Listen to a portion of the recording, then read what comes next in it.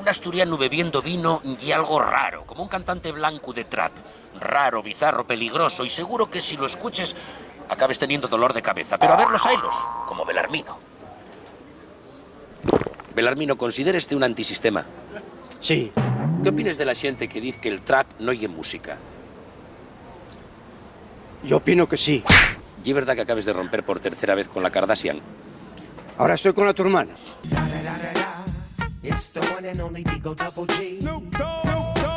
Como veis, para algunos ya demasiado tarde. Si quieres beber vino, allá tú con la tu cirrosis. Belarmino, un auténtico asturiano, ni bebe vino, ni melomelo, ni gintón, ni con gominoles. Bebe auténtica sidra asturiana. Con etiquetina. Hay un rincón en mi tierra